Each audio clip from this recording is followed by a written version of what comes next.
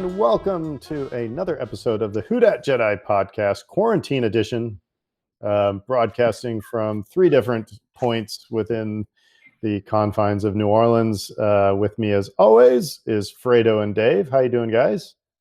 Good. How are you? I'm good. Right. And my name is Aaron, so there we go.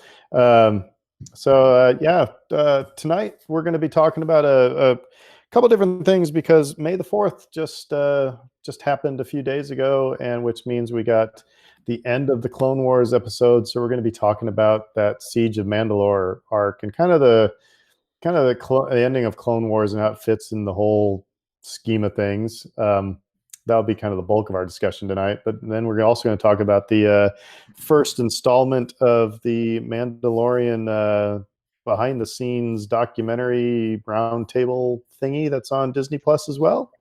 But first of all, it's the big news, Saints schedule came out. Everybody's schedule came out just a few minutes ago, not too long ago. And we've got the Bucs, Tom Brady and the Bucs, first week out. And Skip Bayless is crying because it doesn't think it's fair that Tom Brady has to play his toughest game in week one. Boo, boo. Yeah. Tom Brady's going to find out that this ain't the AFC East. Nope. There's actually competition on this level in the NFC South. It's going to be interesting for him. I mean, he and the Bucs, just the fact that he went to Tampa Bay has made them instantly shoot up into the contenders list, almost to the point of favorites above other teams. And you're like, wait a minute, they're a good team, but this is still... Even the worst team in this conference will give you a headache twice a year. So anyway, any of those games besides the Tom Brady thing, and even go, ooh, that's going to be a good game to watch? Well, I was thinking Christmas Day versus the Minnesota Vikings, 3:30 p.m. our time. So Christmas Day, there's a potential. We could have a Christmas afternoon Saints game at the Dome and a Christmas night Pelicans game, because Christmas Day is usually the NBA's big day. So it's interesting that the NFL's putting marking game in the middle of it. So come on, vaccine. We need you now. Come on. Yeah, exactly. That's the point, right? Because I look at that home slate and it's great. I'm thinking, I'm really happy for season ticket holders if the games happen and if the fans get to attend the games. That's my one whole hope for this situation is, even if that season doesn't get played out when we think it is supposed to and when the schedule makers have said that it's going to happen, I want it to happen for the fans' benefit. Just think about it from this standpoint. You have coming to the Superdome Tom Brady, Aaron Rodgers with the Packers. We get the return of Teddy with the Panthers. The 49ers are coming back. The Vikings, of course, Christmas Day, and then also the Chiefs with Patrick Mahomes. Yeah. So, you have everywhere from the current MVP to past MVP to Hall of Famers to emotional games. And you're like, it would be awful if fans don't get a chance to go enjoy that. Defense, it's very important. You do not suck this year. Big time. Anyway, that's the thing, Dave. I'm thinking about it. I'm with you. It's it's kind of like, we canceled our Disney trip has obviously been canceled, but we kind of waited until knowing that there were no, cancellation fees or anything like that. We kind of waited as long as we could because, like I said once before on the podcast, rebellions are built on hope. It's like, so you've got to hope. You got to hope for the best, right. But I'm kind of like what you said. I have a feeling the season's probably not going to start in August. It'll probably start more in October. But yeah, it's but we gotta have something to look forward to instead of just sitting here and recording podcasts. So that's great fun. Are you kidding me? Yeah. Actually, I look forward to this every week now. Me too. It's something on the schedule. I'm like, all right, it's Thursday. Yeah. So, what are you guys doing? Real quick, to anything new, Fredo? I've been seeing you on Twitter talking about Legos. Were you Yeah. inspired last week? Well, kind of, but not, kind of, sorta. Basically, like some people like to put puzzles together, and I've liked that in the past. But I like putting Legos. It's basically I just went, like, I go to Target or whatever, and I'll just go and pick up a set and just put it together. Picked up a couple of different cars, and this will be great for an audio podcast. I'll show you.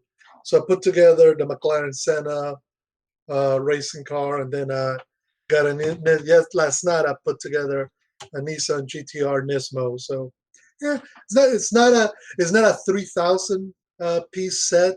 It's not even 1,000. It's only about 300 pieces or so. So it's a couple of hours. You throw in a couple of podcasts on the from your phone. You grab a cold beverage and you spend a little time just decompressing and just following the instructions.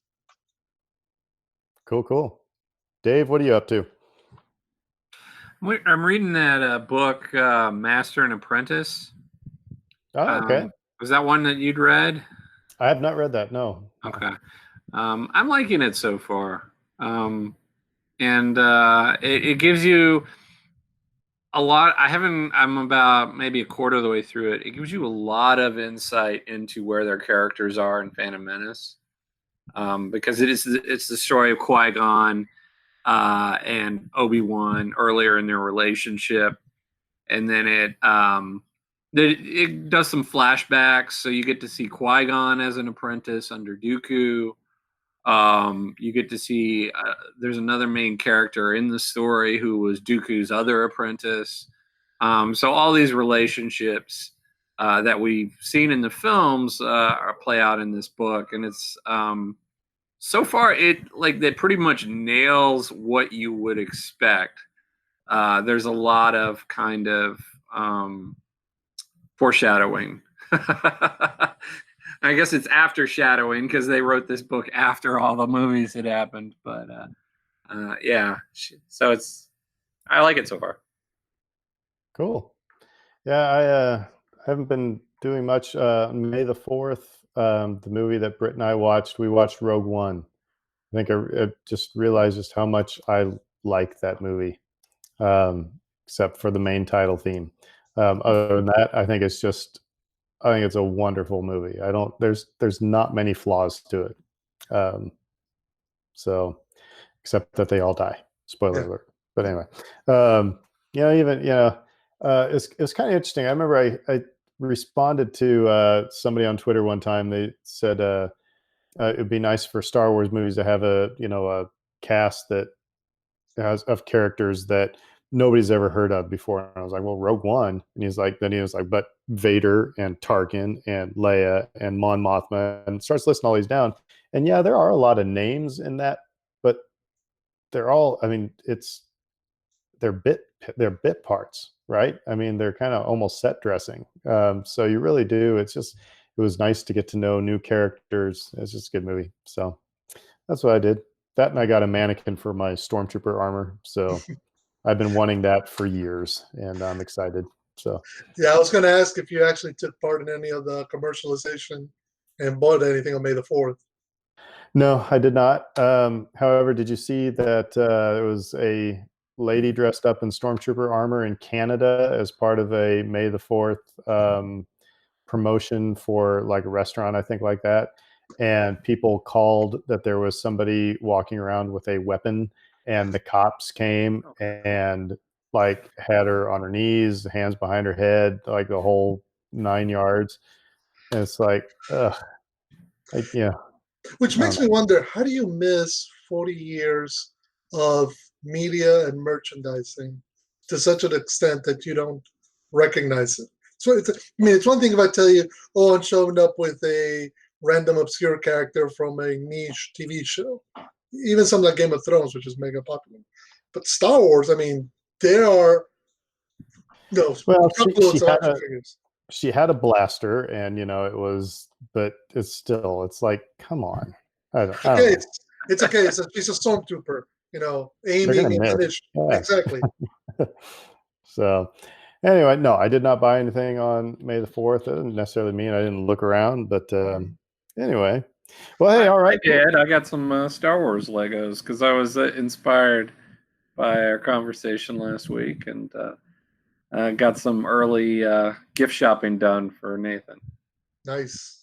Well, I hope he doesn't listen to this podcast. Yeah, I got a couple. Yeah, I got a couple of T-shirts, and then I got pre-ordered a Lego set, the little brickheads of the baby Yoda and the Mandalorian.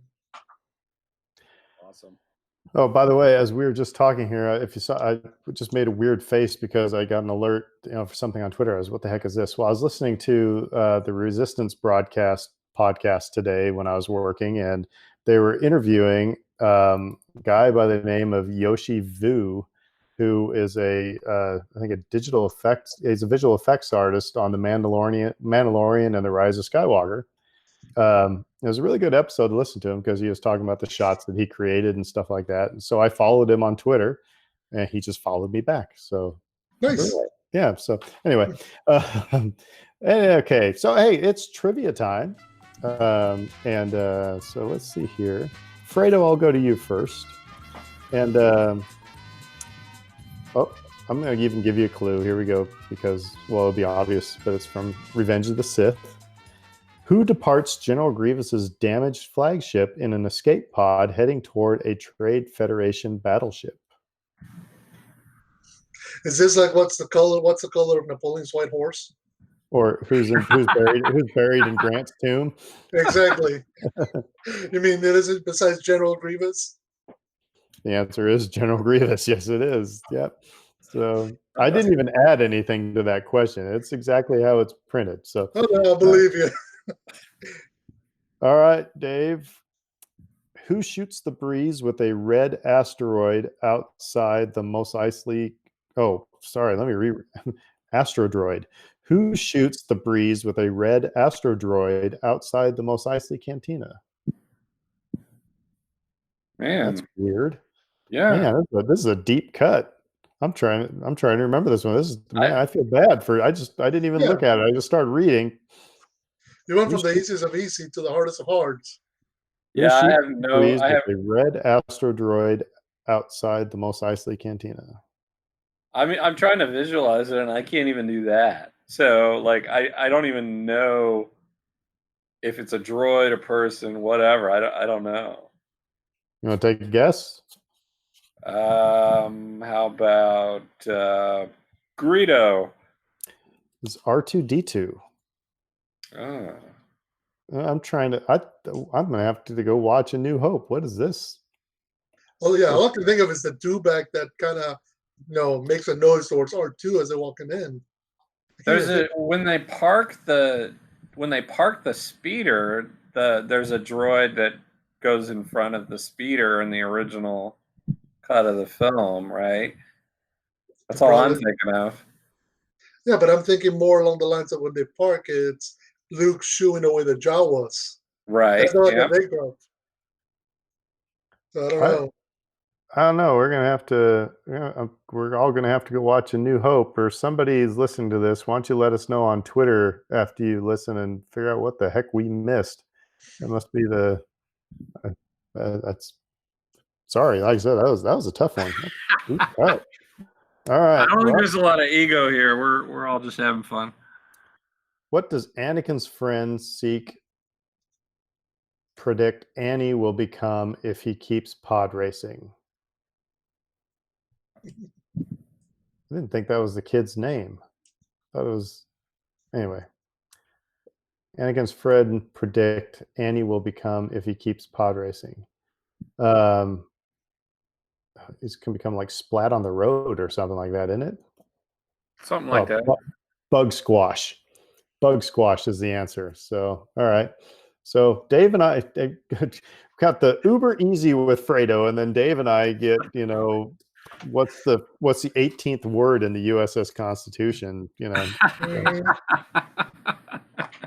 All right. Well, if you were playing along with us at home, hopefully you got those. And if you did, let us know how. So anyway, All right. Well, before we went on today, Fredo was saying he was kind of collating the new, or well, not collating, Listing. gathering the news that has happened since we last met, and apparently there's a lot of stuff to go on. So, Fredo, what did we miss this week? Well, it's not so much what we missed. It seems like May the 4th and the days around it became kind of a wellspring of news. So we'll start at the front. The first one. It's the day that Lucasfilm went on the record. Basically. So first things first, we got confirmation of new actors added to the cast of Cassian Andor. We already knew that Diego Luna and Alan Tudyk were reprising the roles from Rogue One of Cassian Andor and K2SO. But basically, we got confirmation that Genevieve O'Reilly is going to reprise her role as Mon Mothma. Makes sense. She already played her in Revenge of the Sith. She played her in Rogue One. This is taking place before Rogue One, so it makes sense. She also did the voice in Rebels for Mon Mothma. Mm-hmm. So she's also joined by Denise Gao and Kyle Solar from a number of different projects, and Stellan Skarsgård, aka I'm trying to think, Dr. Who's the name of the astrophysicist in Thor? He was great in Pirates of the Caribbean. He was great in Chernobyl. So it seems like they are gathering good actors in order to come. So how long do you think before Forrest Whitaker is announced? It wouldn't surprise me. Now, here's my question: would you have him in season 1, or would you save him for a season 2? Because I think you'd save him, right? Because they're different cells, right? They're not all organized under the same umbrella, really. But Rogue One does say, it does imply that there's some history. Mm-hmm. Yeah. And supposedly the Cassian Andor series is supposed to take place 5 years before Rogue One. So if you want to have more than one season, it's not going to be like the Obi-Wan series, which is just going to be 6 episodes and that's it. They're going to want to do more than one season. You could save his reintroduction, so to speak. And Forrest Whitaker's up to it. He did the voice of Saw Gerrera for both Rebels and for Jedi Fallen Order. Yeah. So I like that era of Star Wars, and I like that they're doing this show. But I also it's making my brain hurt because the timelines and the different series are bumping up against one another now. Because you had Rebels set during roughly the same time frame, and Solo is in that rough same time frame. It's going to get crowded quickly. So interesting thing, and we're going to be talking about the Clone Wars here in a little bit, so I don't want to get into that conversation too much. But did you catch the frequency? The fulcrum frequency was Anakin's own private frequency. Mm-hmm. And fulcrum is Ahsoka was a fulcrum, Cassian was a fulcrum, right? I believe so. Saw Gerrera definitely was.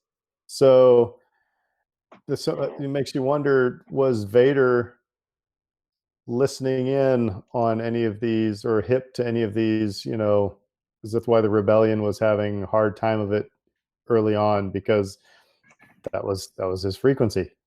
Is it like you're wearing an Apple Watch and it's like, crap, I'm still getting emails from the band that I was in 5 years ago because it was my email account. I don't know. Well, what's interesting is I know that I'm not sure if the Force Unleashed games got moved to the Legend side as opposed to remain in the canon, but those introduced the idea that the whole Rebel Alliance was kind of sort of co-opted by Vader and the Emperor as a mechanism of rooting out enemies. They kind of made it. They kind of presented the idea of, oh no, we send out somebody to kind of stir up stuff and help bring all these people who don't like us together, and then in the right moment, he'll betray them all, and we'll reveal that who are enemies, and then of course it doesn't turn out that way, and the Rebel Alliance is born. So it's an interesting thought. I don't know if that's anywhere near the canon anymore, or they could co-opt it. It's just one of those things where I was just wondering. It's like, like again, I've talked about. John Williams makes every decision he makes in the music is for a purpose. It's not just. It's kind of like this guy on the podcast today. This Yoshi Vu was talking about. It's like when you're designing a character, you don't ever put anything on that character just because it looks cool. It's got to have a purpose, and it's got to have, it makes sense. So why do they write in? They could have said it's the fulcrum frequency, or they could have said it's coming on Anakin's special secret frequency, but to combine those two, that's an interesting decision to make. Anyway, we don't have to talk about it right now, but we can talk about it if you want to. I don't care, but I found that interesting. So maybe we'll talk about it when we get back to Clone Wars. So Fredo, back to the news. Okay, so the next bit of news that broke after that was the news that Taika Waititi had been hired to co-write and direct a Star Wars feature film, which I don't think it came as news because it was reviews confirmed, but I don't think it came as a surprise, particularly since his involvement with Mandalorian. And he, alongside with Christy Wilson Cairns, who was also hired to help him co-write, she co-wrote with Sam Mendes his last movie, 1917, the World War I movie. So it's interesting to bring those two together. Aren't we seeing that? Seems like The Mandalorian was kind of a audition for other things to come, because Deborah Chow got the Obi-Wan series, right? Right. And now Taika's getting a movie. Like I said, makes you wonder if this is a. Again, this will get into our discussion a little bit later, but I think Jon Favreau has been doing more than just producing the first Star Wars TV show. I think that he's got a little bit higher role in developing Lucasfilm going forward. So anyway, well, if you look at some of the names attached for season 2, and we're about to get to that news, I think, it would kind of indicate that it is potentially a training ground, the show for feature films. So let me mention that. So the next bit of news that kind of broke was that both Robert Rodriguez and Peyton Reed confirmed that they are directing at least one episode of season 2 of Mandalorian. Some directors direct one, some direct more than one, but they're at the very least they are directing some aspect of season 2 of Mandalorian. Which, again, to your point, Aaron, it's a good way of testing out. Is this somebody who can play in the universe? Is this somebody who we can work with for a feature film, or is it just going to give us something cool and neat and interesting, and then thank you very much and off you go? I mean, I was just going to say one thing. I mean, if you look at if you look at the track record of all the troubled productions that they've had under the Disney umbrella, so many directors that didn't work out, it really does make sense to go this route and attach directors to other projects, and like you said, kind of try them on for size, see if they get along well with others, see if they understand the material, see if it fits, and then move forward. I mean, if that's what they're deliberately doing, and it looks like it is, I love it. I think it's great. Yeah, I know, it totally makes sense. It's like, if you're looking for a new guitar player for your band, one of the best things to do is have a buddy come in and sit in with you, and while the other guitar player is still there, before they, quit or whatever. I mean, otherwise you're just going on, hey, I like that movie that they made. But yeah, so I don't have a problem with it either. So I mean, it's smart. Everybody always talks about, I'd love to get, say, the Quentin Tarantino Star Wars or this director Star Wars. It's a good way to they're bringing guys who haven't been involved in genre filmmaking. Robert Rodriguez has directed everything from Spy Kids to Machete to From Dusk Till Dawn to Desperado. So he's some idea of special effects, and he has a particular aesthetic. Peyton Reed has been directing the Ant-Man movies for Marvel. So, again, he has some idea of how to work in a multi-story, sprawling universe. So, but working Star Wars is different than doing other stuff. So, you want to at least make sure you're okay with them and that they can get along with the other aspects of Lucasfilm before you say, here's a movie. And if you have Jon Favreau, who's an accomplished director on his own right, and as producing this thing, and it's not like he's producing from an office, again, we'll get to talk about this later, but he's obviously on the set like constantly. So if something was to happen where somebody just wasn't working out, you would have somebody who was able to step in, and the Mandalorian's not going to tank. You know what I mean? Mm-hmm. So yeah, well, that's so yeah. But the newsworthy stuff of both those with the Taika Waititi and the others is that Lucasfilm went on the record. Mm-hmm. Yeah, they haven't been gone on the record about anything for the longest time. So, but I also think it's part. I mean, on the one hand, May the 4th provided the opportunity to break some stuff. Somebody like stuff like the Mandalorian. That's going to be, you can't delay that too long because the show's coming out at the end of October.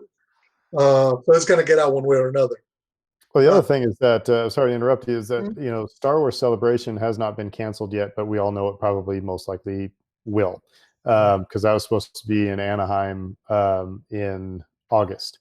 And I would guess that this is where a lot of this stuff was going to get, announced. These directors, Rosario Dawson as Ahsoka, if that's going to happen. My guess is that was probably going to be announced at Celebration.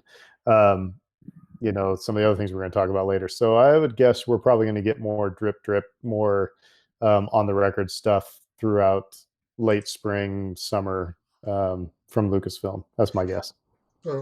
The next big news that more likely will break alongside Ahsoka is the next big rumor that kind of broke over May the 4th, which was the return of Hayden Christensen. So hi kids, I'm Hayden Christensen. That's right. You thought he was out, he's back in. So yes, there's a rumor that Hayden will reprise his role as Anakin Skywalker, not Darth Vader, Anakin, for the Obi-Wan series that Deborah Chow is running, managing and seeing over. And kids, this is just a rumor. This is not Lucasfilm on the record. This is from a mole inside somewhere, but it tracks with a lot of the stuff that we've been talking about in the last few weeks about how we've been seeing a lot more in the last few months. How we've been seeing Hayden kind of make sort of a return to the public spotlight with this role, with the role of Anakin, his involvement in Rise of Skywalker and so forth. So is this a way? Because I got to thinking about this as we were talking about this on Twitter. You said, so is it going to be flashbacks? I said, well, if it's not flashbacks, then it's going to be one of the most messed up, canon busting things ever. But so my, the best guess is that, you're going to see flashbacks. But I was like, which I've always been an advocate for when talking about this Obi-Wan series, because I don't want to see Obi-Wan going to the grocery store. But if he's going to the grocery store and something triggers a memory, and suddenly it's he and Anakin on a mission. But then I start thinking about that again, and I'm like, all right, so on one hand, is this just going to be a way to rehash Clone Wars stuff?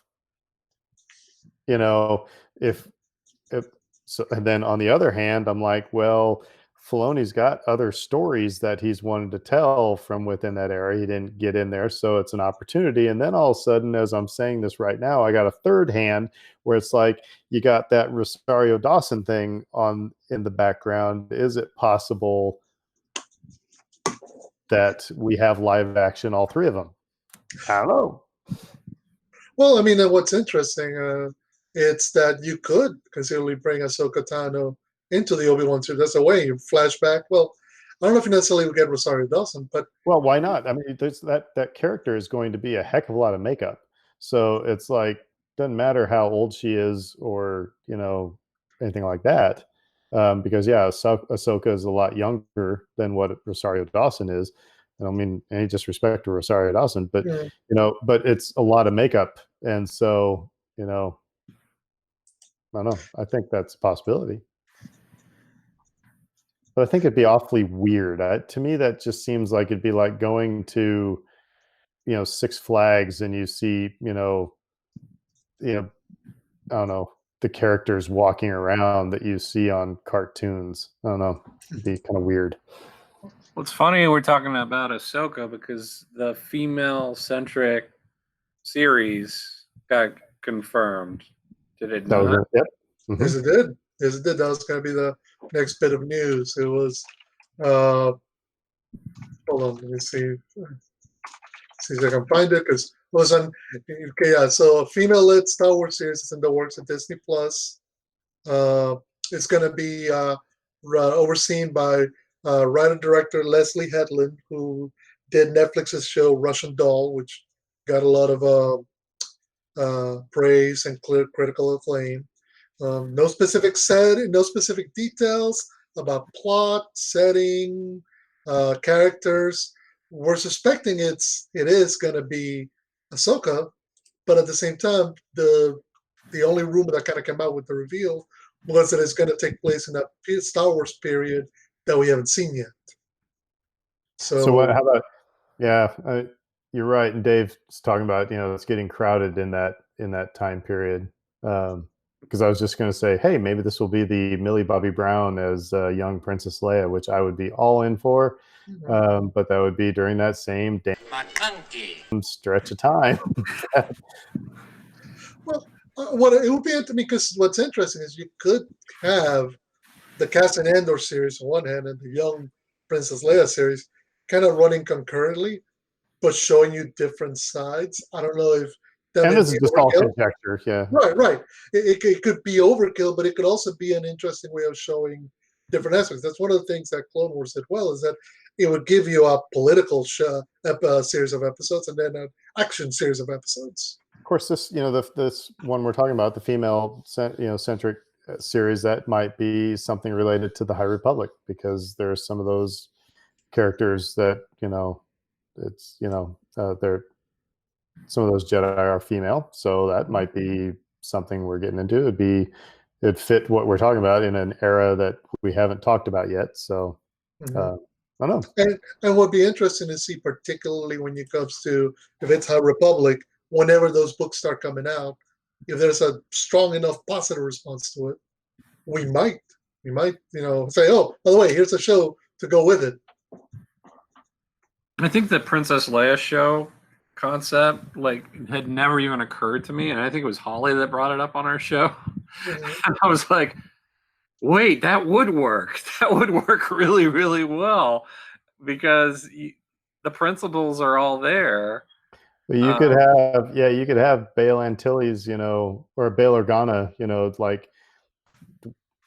half senator, half rebel, and young Princess Leia going, Daddy, I want to help out too. And he's like, no, you just stay and do your homework. And then she, kind of does a Batgirl type of thing and, is, getting into trouble but in the rebellion. I think it'd be kind of cool. Well, and what would be interesting is it gives you an opportunity to hit different tones and different audiences, because you could have a very hard-boiled, serious, kind of downbeat show with Cassian Andor, and you could have something that's more light and less stressful, or not necessarily less stressful, but less downbeat with young Princess Leia. Same Star Wars universe, but just different themes and different motifs around them. Could be fun. So, yeah. Okay, so last bit of news, and this was the most important one to me and to Dave. Lego Skywalker Saga video game confirmed, coming out. What do you mean you and Dave? Wasn't Lego on my list? Lego Star Wars on my list? Just because I don't play games as much as you do? This sounds awesome to me too, but Okay, well, to you as well. We're talking the whole 9-episode saga coming out in video game, and they've confirmed that you don't have to start at the episode 1. You can pick any episode and play. So you can do the machete order. You can do the machete order if you want. You can start at the end and go back to the beginning. You can hopscotch around whichever way you want. So, yes, that's coming out sometime 2020. That's what they've said. Haven't confirmed an official date yet. Sounds awesome, but I wish they'd had all the movies. Oh, you want to? I wanted Rogue One. I want Solo. I want the Ewok Adventures. I want the Clone Wars movie. I want it all. You want the Christmas special? Yeah. Bring it on. Actually, can you imagine playing a Lego K2SO in a video game? something that like would that. be, yeah, that would be fun.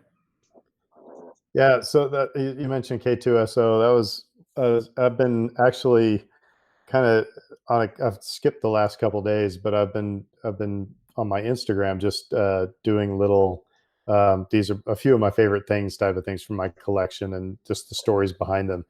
And when I had Alan Tudyk sign my Rogue One poster, and it was one of the most awesome things because he's like first of all, it was the day that they announced that he was going to be in the Cassian Andor series.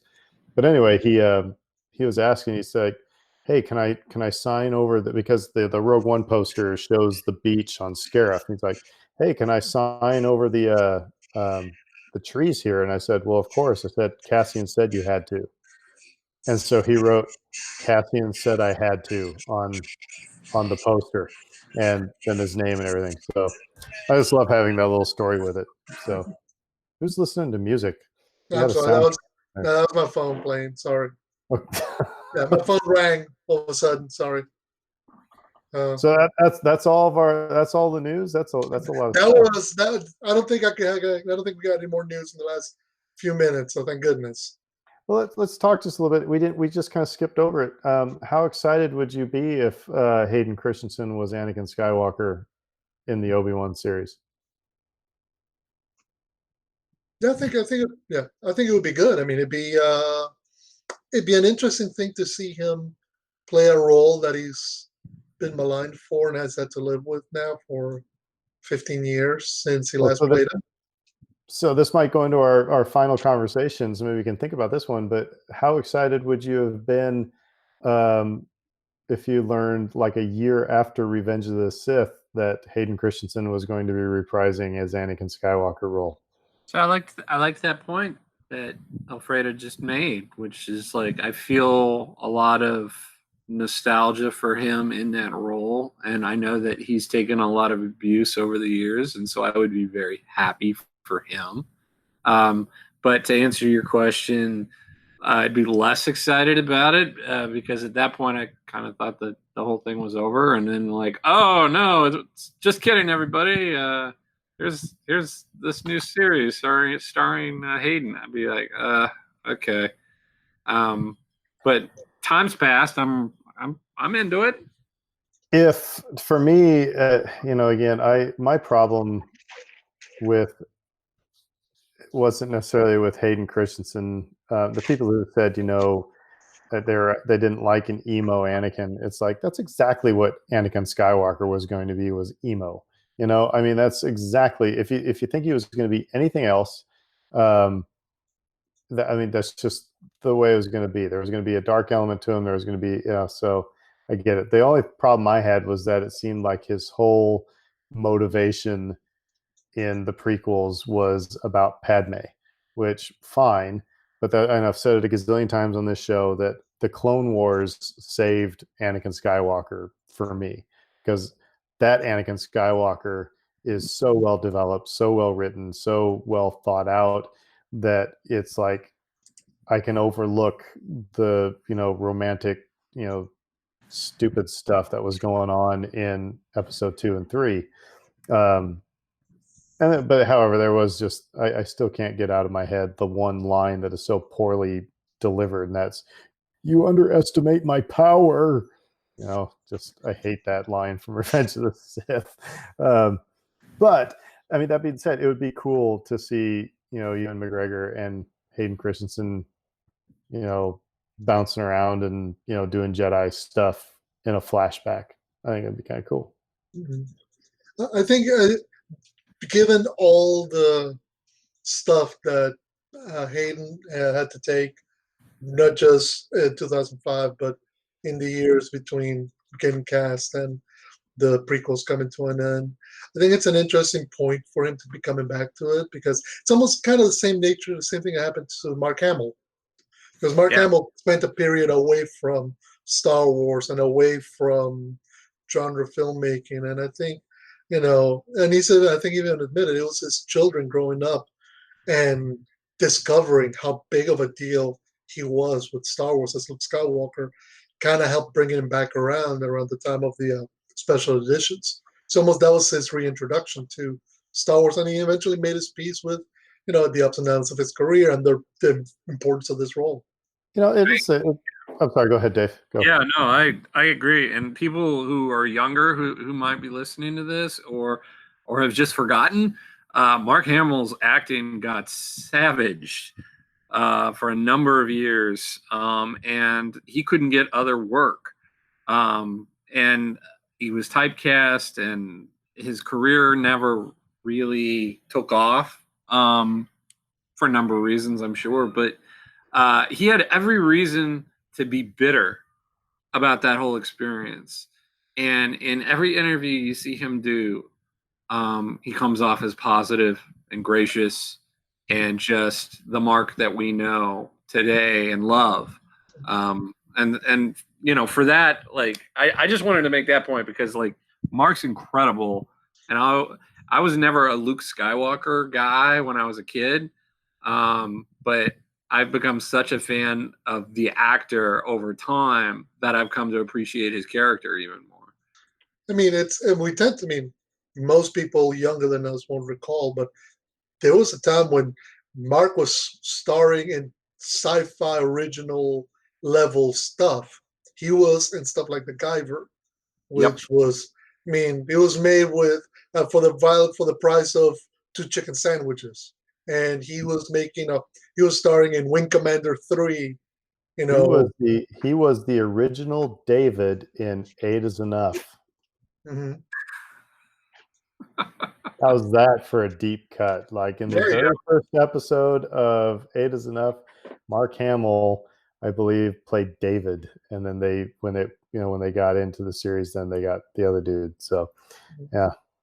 So it's an interesting way of acknowledging that. I mean, let's be honest, it's something that a lot of the main central actors for a lot of these big blockbuster genre properties struggle with, the years afterwards. I think that there's been a lot better acceptance in the last 20 years or so for character actors who get, scooped up and put at the middle of a big property like Harry Potter or Lord of the Rings, but whereas, Hayden got to hit, he got ran over by a railroad of angry fans who were upset with what the prequels were and weren't. And, eventually had to come out through the other end of it. And now he's at that point where he can revisit and people, like I said, can look at it with nostalgia at the role and his performance. So I think we're going to talk about it a little bit later on when we talk about the Clone Wars. But I think we need to have an episode of just the prequels revisited because, there's a lot of things. I have a lot of issues with people who have issues with those 3 movies. I have issues. Actually, I'm not a big fan of episode 2 and episode 3, but that arc is exactly what that story is. And if you were expecting something different from George Lucas and you didn't get it, then you hadn't been paying attention for the 15 years prior. So, the people will probably get a lot less followers because I'm going to, lay into people who are mad and it also goes into, it's like, we were watching a little bit of the Phantom Menace on May the 4th. I think it was during lunch. It was on, and there's Jake Lloyd, and Britt said, "I can't believe people went after a 9-year-old." I can. And it's just it's one of those things where it's like, come on, people. So at some point, the fan base has to, start calling its own out and not allowing for that kind of crud, because it's like, again, it's one thing to criticize, Harrison Ford for mouthing Carrie Fisher's lips and, words in, Empire Strikes Back. It's another thing to lay into a, 9-year-old Jake Lloyd or a, 16-year-old, Natalie Portman, for their roles. So, yeah. Or Kelly Mary Tran a few years ago. We need George Lucas to stand up there like, what's his name from Oklahoma, going, "I'm a man. Oh, I'm 40-year-old man." I think there's a very significant difference between saying, "I didn't like that performance," or I don't think so and so could even act their way out of a wet paper bag, which again is a more extreme opinion. But putting that into somebody's face and telling that to them and making sure they know all about it and not letting the matter go and basically just showing your no. Yeah. No, that does need to be called out. That does need to be stopped. That kind of behavior is insane. You know, these are real life people we're dealing with here, you know, and I always think about that whenever I like hate a movie. If I absolutely hate a movie, I still think to myself, there were thousands of people involved with making this movie, and some of them were probably proud of the work that they did on that movie. Absolutely. I totally agree with that. It's like, you know, and again, this is not what we're talking about tonight, but it's like, as much as a problem, you know, I'm one of those who had a problem with, you know, man, I wish Last Jedi and, you know, Rise of Skywalker, the issues that we've talked about. But do we really think that the people who are really mad about it, do they really think that Rian Johnson sat there and said, how can I just totally F up the entire universe? You know, what can I do? Yeah, that's a good idea. And and collect my paycheck and throw the middle finger up at everybody. He had a story to tell. And if you don't like it, then too bad. Then don't watch it again. You know, go do something else. You're totally right. Those people put in, it's like a band that creates a CD. It's like, and you criticize, man, this CD sucks. It's like, hey, have you ever been in a recording studio? Have you ever spent, you know, the hours upon hours of preparation and put everything you have into creating this thing? At least, you know, figure out where to direct your anger, you know, or maybe not have anger. Yeah, calm down. Well, Right. well, I feel we'll come back to this point later on down the show, so I'll not keep us, because I know we want to get into Disney Gallery. Yeah, let's talk about the May the 4th first special gift that we had was the Mandalorian behind the scenes documentary. It's called Disney Gallery, which I'm wondering if it's going to be anything other than the Mandalorian. But for right now, it's the Mandalorian. And this first episode was it was just titled The Directors, and it was Jon Favreau sitting around a table with all the directors from the episodes of The Mandalorian, and they kind of all each got their own little vignette, kind of able for us to get to know them a little bit more. And I'll start it off. I will say what struck me was that, I'm going to say it was like Lincoln's team of rivals that Favreau put together, but it wasn't like people who disagreed with each other. But Favreau was so smart that he put together a group of people that were not cookie cutters of each other. It's like he went and put together a band. It's like, I want the best bass player, I want the best drummer, I want the best guitar player. Yeah, he found and if they agreed, disagreed, whatever, but they were so different from one another that it was the perfect decision to make, because it was going to make the product that much better. Because when you have a bunch of people who do nothing but agree, then you get a kind of a weak product. That's my point. Fredo? Yeah, no, I was going to follow up. Yeah, I agree with that. And it's interesting because if you look at it just from the standpoint of their background in terms of Star Wars, you got on one end, you have Dave Filoni, who has been breathing, living, sleeping Star Wars for the better part of 2 decades now, just about. And on the other hand, you have somebody like what's her name? All of a sudden, I drew a blank on her. Bryce Dallas Howard. Bryce Dallas Howard, thank you. Who, while she's done major Hollywood movie productions, it's only starting her directing career. The best story what came from her was when she said she went, you know, her dad took her on a business trip to Japan, and she was 5 years old, and she was there. They had to have dinner with Kurosawa and George Lucas. It's just like, talk about two name drops, like boom, boom. So And she's just falling asleep. She's bored of this because, of course, she's a kid. She just took a long flight. Of course, she was going to be bored of it.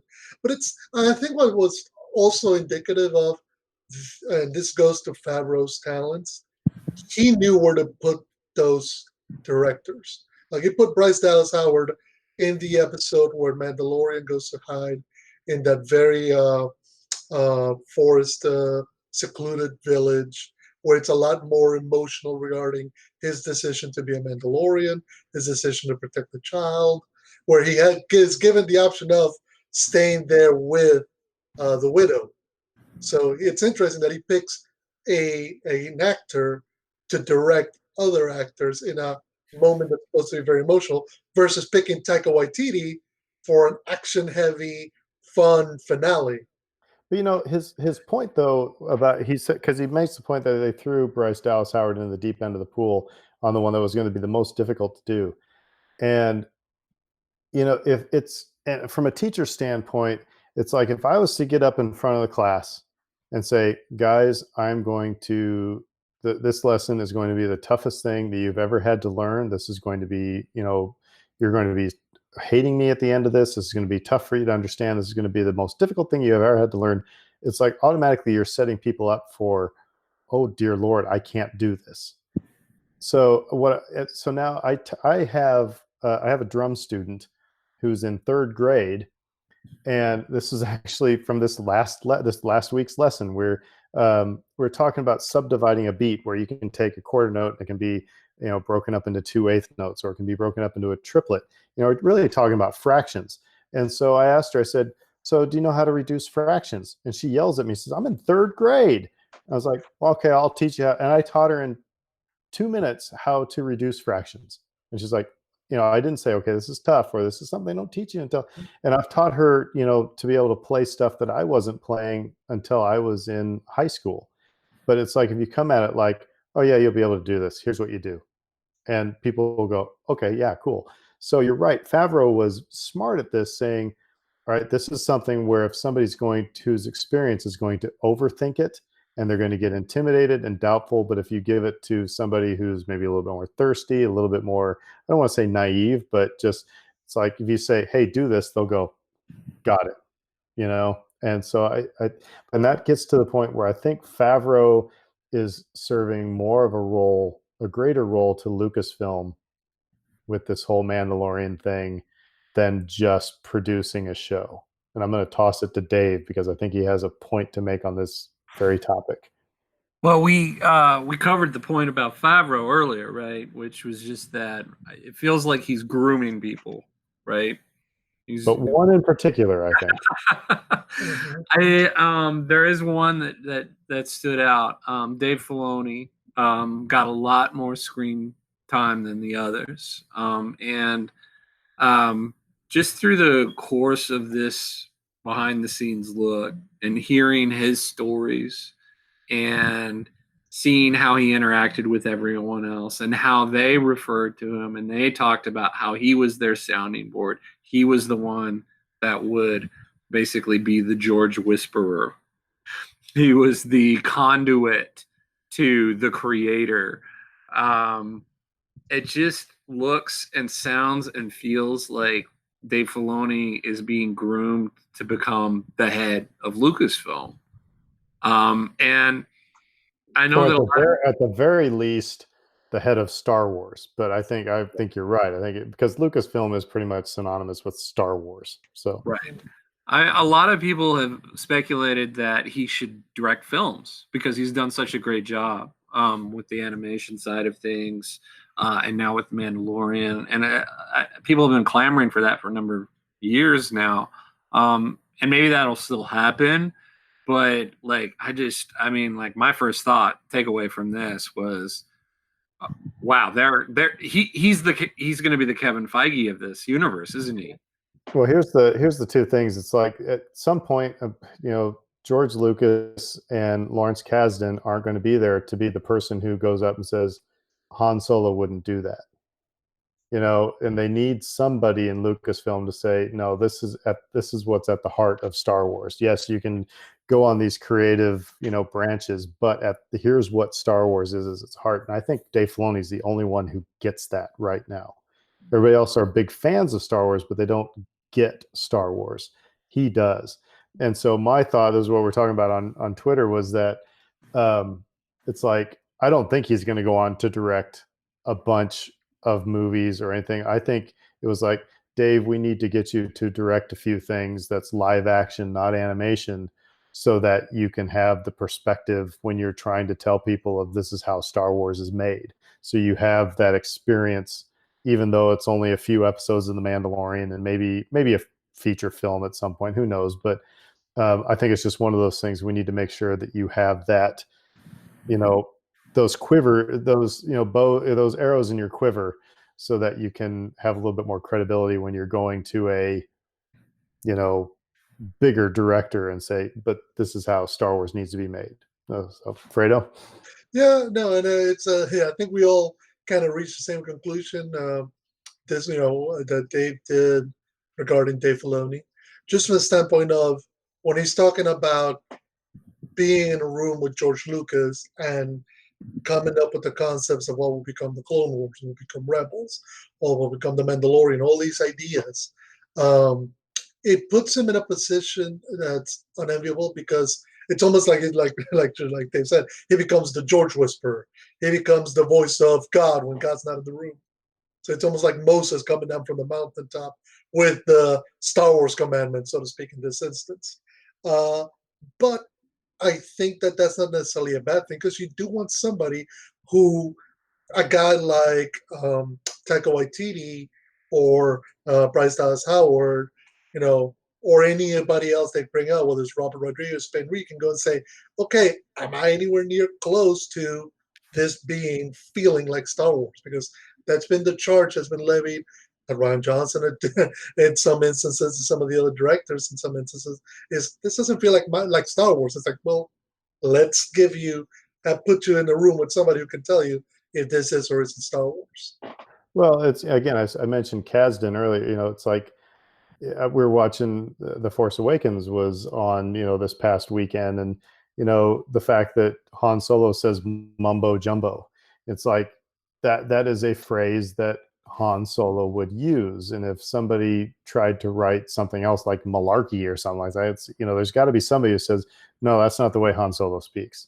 That's why the Solo movie, it didn't do as well monetarily, but they really understood the Han Solo character because it was written by Kasdan and his son. They get Han Solo. And I think, and again, I think Dave Filoni he totally understands Star Wars. And so I don't know how he would be at, running a company, or, so I don't know, maybe it'd be some fancy dance new title like creative director or something like that. I don't know, but I like what you said, the Kevin Feige of Star Wars. Yeah. And the thing that strikes me too about this situation is that three of us came to that same general idea just from watching this one episode of a documentary series. Well, it's like I said, it's like a league of their own, where they're, introducing all the players on the reel, and then they have Marla Hooch, who's, like from, far off distance, and says, and there's Marla Hooch. What a hitter. It's like, I felt that's the way it was for some of the other directors, whereas, Right. Dave Filoni got his close up, got to tell his long story. I mean, you can listen to a Dave Filoni story forever. It's awesome. But you got to listen to his whole story, and, then has all of his background, everything like that. Then everybody else got like about a minute and a half, Yeah, like Rick Famuyiwa, who directed episodes 2 and 6, got a few moments, and that was it. Deborah Chow, who directed episodes. Actually, Deborah got a little bit more than Rick, but she 2 episodes 3 and 7, and then. But I wonder if some of that's going to be because we're going to get even more details from her once they do Disney Gallery Obi-Wan. Yep. They can always come back and give you more stuff. That's one of the advantages Disney has. So, I will say, when I watch a behind the scenes or a documentary or something like that, I'm always looking for nuggets that I didn't, really some aha things or some, oh, that's really cool. I never noticed that.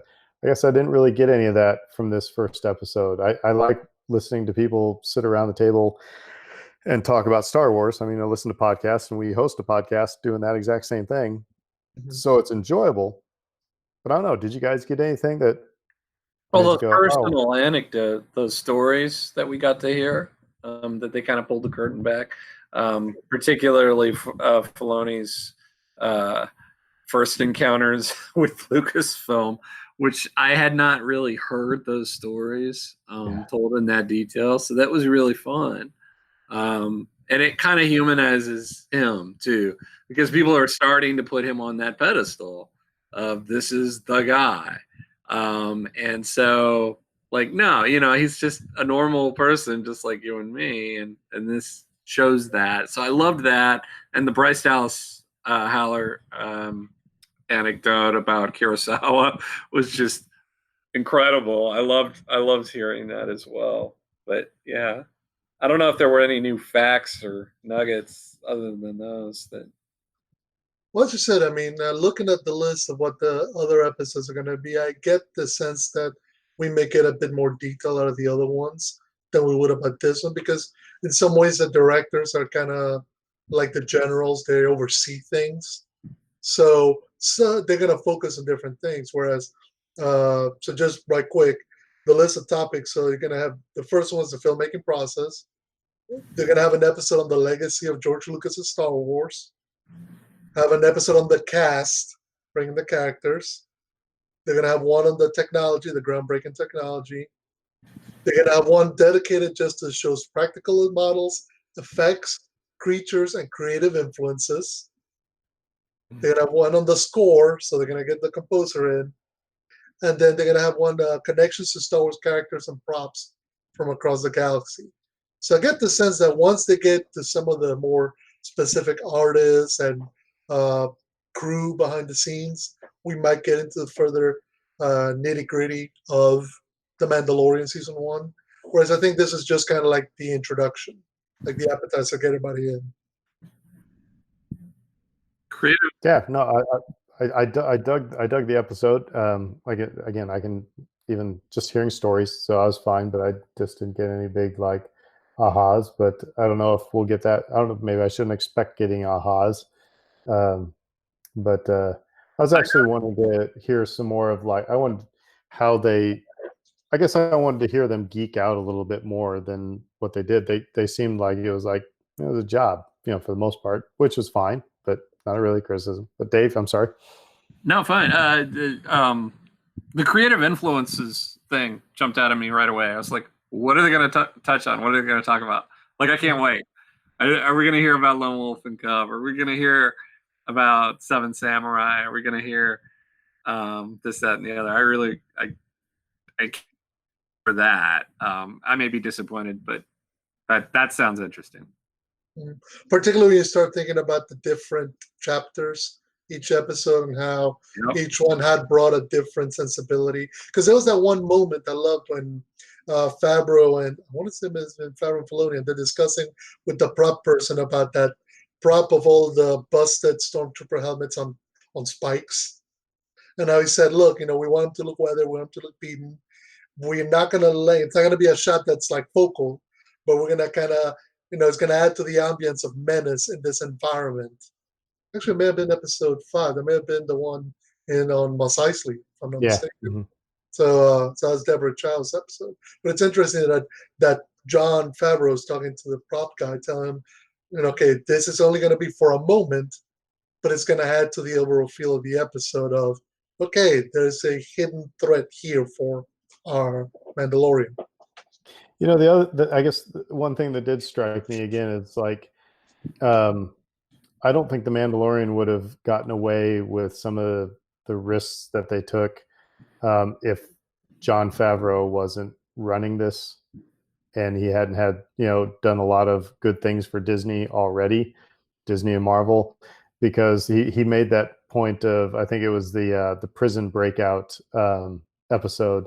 Said Disney. They showed it to Disney, and Disney went, "That's really weird." And he's like, "Yeah, it is."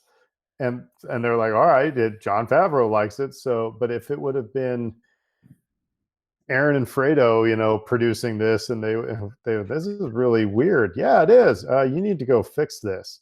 But the fact that it was Jon Favreau, I think, um, and he's, like I said, he's done a lot, made Disney a lot of money. So I think I think he can get away with a little bit more stuff. Yeah, that's a good point. It's a cachet that he brings for not just kickstarting the Marvel Cinematic Universe, but also it's something that it's even something that maybe Dave Filoni doesn't have yet. Yeah. Jon Favreau can say, "Look, I made Iron Man. I made Iron Man 2. I've done this. I've done that." And people go, "Okay, he's got the skins on the wall to prove that he is capable of delivering." It's the exact same reason why the Bucks, shot up in their, probability of winning, the NFC South, is because they got Tom Brady and Rob Gronkowski. It just brings a little bit of credibility to that team. Mhm. So yeah, that was I think it was fun. When are those episodes going to be released? Fridays. Fridays. Okay. So next one's coming out tomorrow. Sweet. Good. All right. But the other thing that came out on May the 4th was the very last Clone Wars episode ever. And we're not going to give a synopsis of that. Let's just kind of talk about what we thought about these last 4 episodes, the Siege of Mandalore arc. But we're going to be talking a little bit more, how does this affect the story of Star Wars as a whole? But I think maybe just go around the horn and what were our favorite moments in these last 4 episodes. I guess maybe Fredo, start with you. What were the things that really stand out? Off the top of my head, the first thing that kind of pops out is that duel between Ahsoka and Maul in the second chapter of the Siege of Mandalore. Just because it's been something I've been building towards, and seeing it in action, it was just epic in a way that Star Wars duels can be. Few movie franchises have a position where we're going to put our hero and our villain in direct conflict with one another, and it's going to look the same way because lightsaber duels are lightsaber duels. They'll sort of follow the same function, but the form, the way that they're performed, is different from one to the other. Not really. Yeah, I'm just going to take a small issue with you there real quick, because I would agree that was awesome, and the tension was great, and the storytelling was great. But then I think it gets cheapened when you go to Rebels and Ahsoka and Maul, see each other on Malachor, and Ahsoka goes, basically, "Maul, what are you doing here?" Which makes me. I mean, that's really all you get. It's like, now having to see what their climax was, it would be like if Dave and I had an all-out fist fight on the streets, and then 2 weeks later saw each other and went, "What's up?" I mean, it was just kind of like, it's they're not congruent. So, Well, I just said we're talking. You're saying 2 weeks, but this is it. The next time. Well, the next time we know that they see one another is in Malachor, almost 15 years later. This is not. He left her for dead on a crashing starship. It wasn't like he, took her the last piece of pizza, which is what it sounds like in that episode of Rebels. But I guess my point is, it's going to be, we don't know if they had other encounters in between. I mean, look, we've seen this happen already. Ahsoka has dueled to the death against Asajj Ventress, and when Ahsoka had to go on the run, she turns to Asajj Ventress. It's surprising, there is story of enemies turning and aiding one another in this universe. So the idea that 15 years down the road, Ahsoka will see Maul and be like, "Oh, hey, Maul," I'm not necessarily saying that it kind of gets excused, because again, there may be more that we don't know, and that's going to be one of those interesting topics, down the line. on the flip side, I will say, because I've been watching a little bit of Rebels Mhm. since then, and the episode when Vader realizes that Ahsoka is alive, and also their duel in Twilight of the Apprentice, that now is like even more powerful than it was when I watched it in Rebels the first time. You know, having just watched those episodes again, it's like, wow, I mean, that just, it adds so much more emotion and heaviness to it. But Dave, what were some, because you just kind of, you kind of crashed these four all in one, didn't you? Yeah, well, we were watching them like in bunches. So we'd watch two, the previous two, and then we watched these last two on Tuesday. Um, I I guess maybe watching them back to back might have helped me with my answer to this question, which is just that we had speculated coming into this, how is Order 66 going to play out on film? And we had a lot of speculation. We had fun with that. It's like, well, they could do this, they could do that. But what they ended up doing, and this I loved, was they put Ahsoka in the middle of it. She was going to have to deal with it.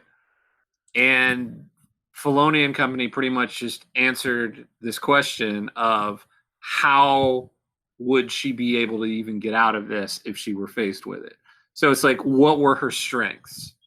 And so we got to see her strengths kind of present themselves over the course of the two episodes, like her compassion and her humanity, the way that she treated other people manifested with the droids who ended up helping her throughout that whole final arc. And I loved that so much.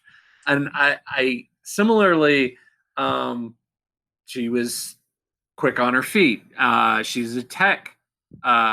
She's this mechanic, right? And so she's able to hack into Anakin's account basically because she's smart enough to figure that out. And then I like I just love that bit of anarchy that she unleashes on the ship by releasing Maul. It's such a fabulously entertaining idea or strategy for her to pursue. And she did it. I don't know 100% if that's in character or not, but I love that she did it.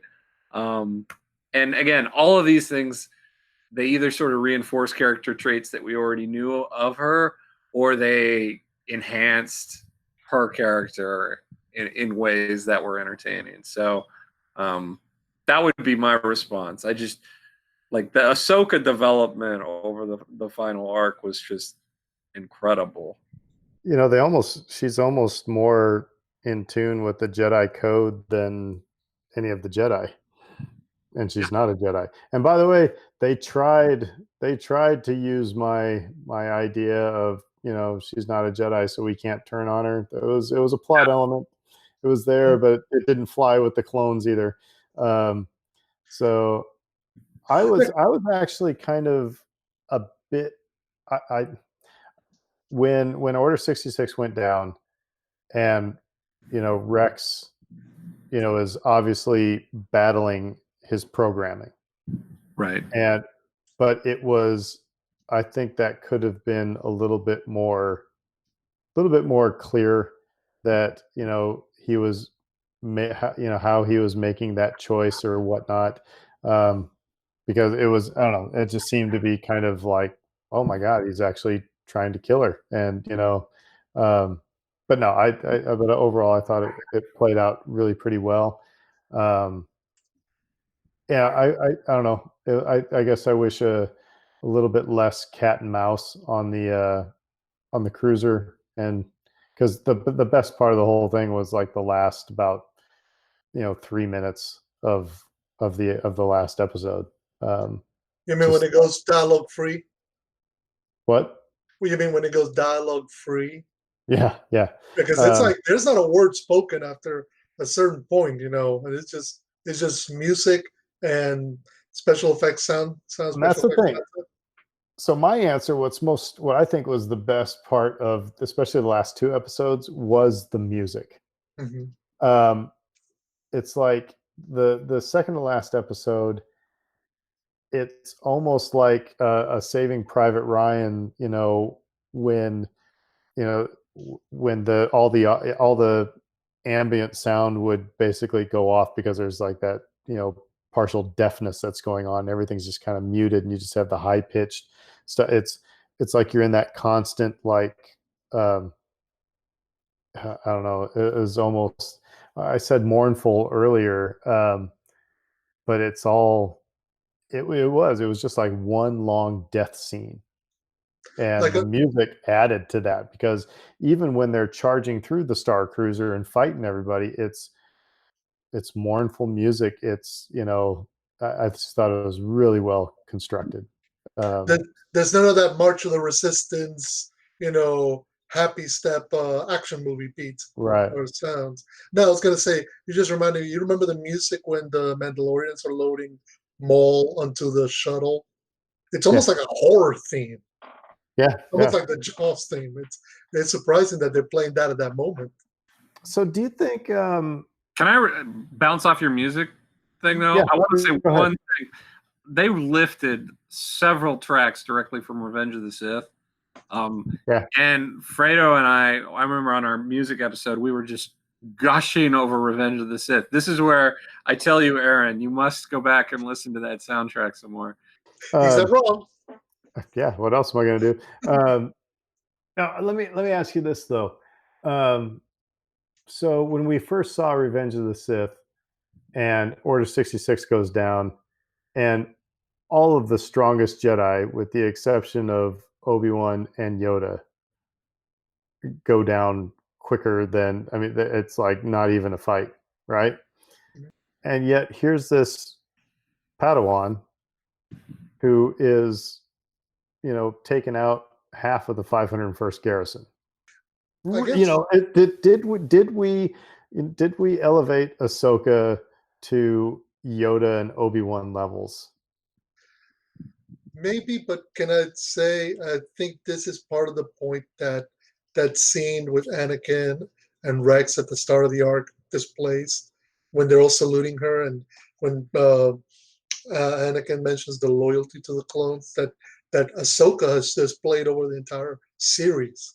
Because Ahsoka's always been, and they even made a point to show it again when they initially assault Mandalore. She's the one who is rescuing clone troopers. She's the one who leads the charge to rescue Jesse, who later on turns on to try to kill her. Whereas the majority of the Jedi that we've seen, by and large, it's not that they don't care for the clones. They don't think of them as living sentient beings on the level. They're soldiers that they must obey what they say. Well, and I want to make it clear, I'm not making a Mary Sue comment here. Mhm. Okay. All I'm saying is that, it's like in Revenge of the Sith, you can kind of make the argument. It's like, okay, yeah, it makes sense that Yoda and Obi-Wan get out of this. They have to, because we all see Empire Strikes Back. But anyway, but I mean, they're arguably two of the strongest Jedi, ever, and they're working together at that point, right? And actually, even Obi-Wan, he sneaks off of Utapau. Really? Lucky they shot him down, and he just happened to survive the fall. Right. Whereas Ahsoka is like going all ninja on everybody. And again, I dug it. I'm just wondering, did they make her too much of a superhero? Well, Kanan survived, right? Well, because his master said run. Yeah. I'm reading that comic book right now. Yeah, actually, he just ran. And like in and of itself, her being slightly less experienced, it could affect the outcome, but I wouldn't say that it would eliminate any possibility that she could survive. I also think like we're kind of underselling that Rex was helping her, and then before turning on her, he pointed her in the right direction, and then she just went off. And again, she had the benefit of Maul creating distraction for her, which occupied, again, probably well over half the ship. he freaking took down the hyperdrive. That was amazing. Oh yeah.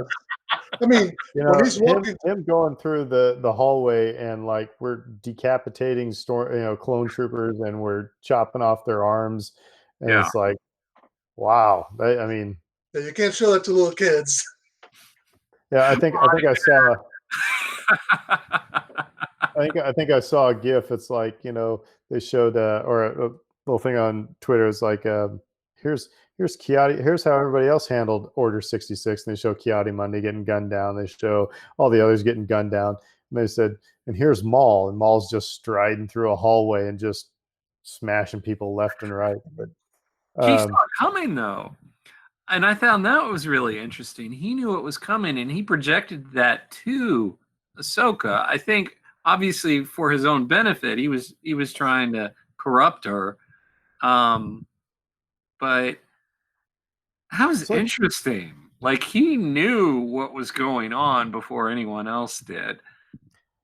So let's talk maybe, and I think this is a good segue to this. Sorry, Fredo, but because we're going to talk about what kind of the bigger picture of like how this affects the saga as a whole, and maybe in particular, the prequels, especially maybe these last 4 episodes, but how the Clone Wars series how it fits into the entire, how it affects the entire saga that we grew up with.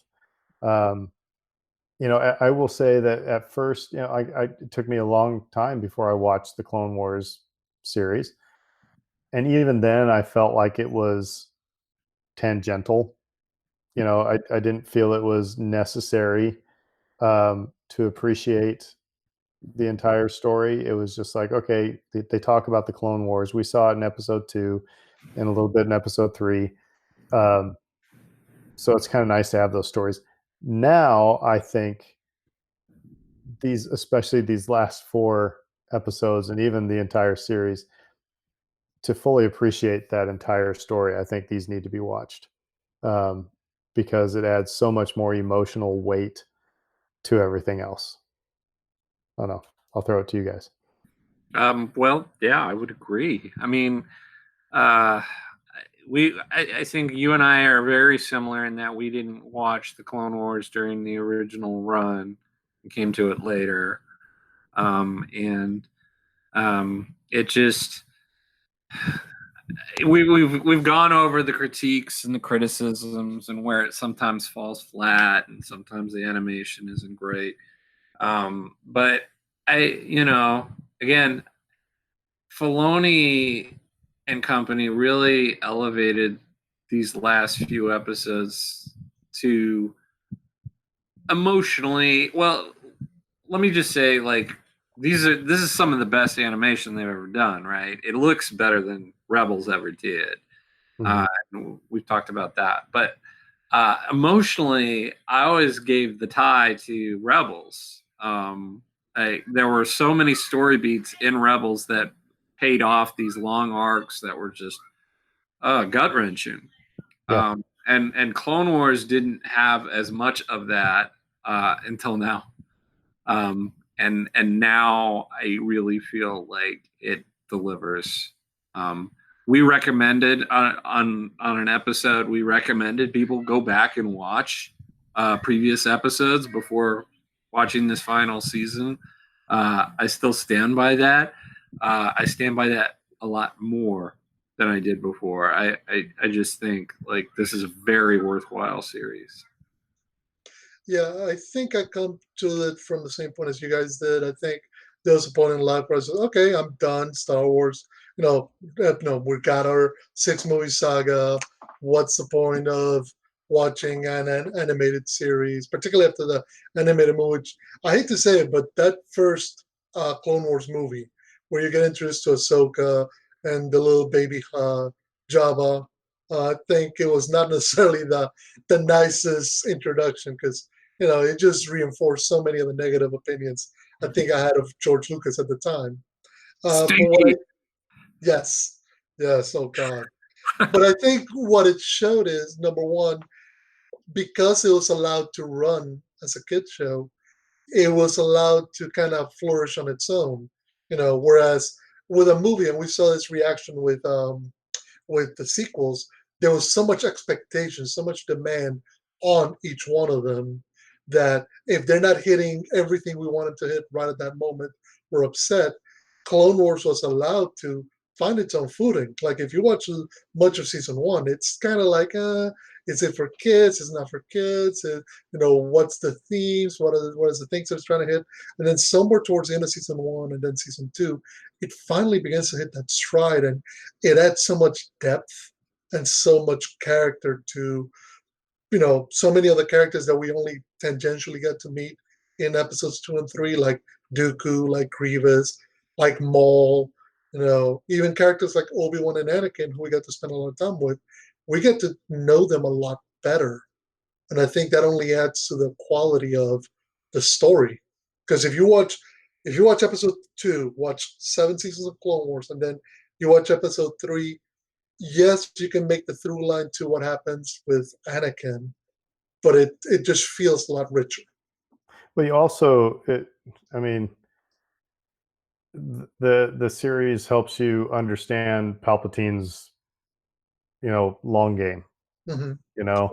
And okay, yeah. So episode 1, he's going to weasel himself in to become chancellor, and then episode 2, he's going to start a war, kind of a wag the dog type of thing, so he can, gain control. And episode 3, I'm going to, get my apprentice. I love that idea that Maul presents in the second episode of the arc, the Siege of Mandalore arc, where he says, I'm trying to ruin my master's plan by taking away the apprentice that he's been grooming, because it's the kind of thing that only a character like Maul, like somebody like Ahsoka, would never have seen that, because she believes in the good of Anakin. It takes somebody like Maul, who knows how devious Palpatine is, to recognize that. I'll tell you what, though, they made, it's kind of funny, Jar Jar Binks kind of is the responsible in a way for creating the Empire. That was the running gag since episode 3, where he votes to give the Chancellor all sorts of powers. But now the person you really want to blame is Mace Windu. They make him to be, sorry, you're going to have to use a McClunky here. They make him out to be a McClunky. When he says, sorry, citizen, this is just for the Jedi Council. It's like, wow, if you would have, if he would have shut up and Yoda would have asked this question, then Ahsoka probably would have said, Maul said something about, Anakin being groomed to be Sidious's apprentice. Then they all would have went, what? Ooh, okay, yeah, let's not send him over here this time. Would have changed. You saw that was the domino, and way to go, Mace Windu. You messed it up for everybody. But I think that's part of the story that Clone Wars helped flesh out, that hubris of the Jedi. Yeah. That idea that, of course, they're going to come out on top. They're the heroes. They're the good guys. They're connected with the Force. They have all these powers. No way anybody can get one over on them. And lo and behold, they do, because they don't see it coming. Now we talk about the legacy of Ahsoka as a character. She is now an A-lister. We were passing around that meme a couple of days ago, which was like, it's one of those typical things. So-and-so costs $5. So-and-so costs $4. Assemble your crew. And Ahsoka was on the $5 line. So it's like, yeah, she's there now. We've been speculating, is the series coming? The live action series, is she gonna make that appearance? And the Mandalorian, yeah, all that's happening at this point. But I totally agree. I think I said it earlier, they made her to be what a Jedi is supposed to be. Mm-hmm. Supposed to be, selfless and compassionate. And she even said, all I've been as a warrior. She knew she wasn't going to be a warrior. And she says to Rex, said, they may be ready to kill me, but I'm not going to be the one to kill them. So it was kind of Obi-Wan at the end of, A New Hope, just taking one for the team type of thing. So I would agree. I think they made her into an incredible character, that she deserved her voice in episode 9, as one of the Jedi speaking to Rey.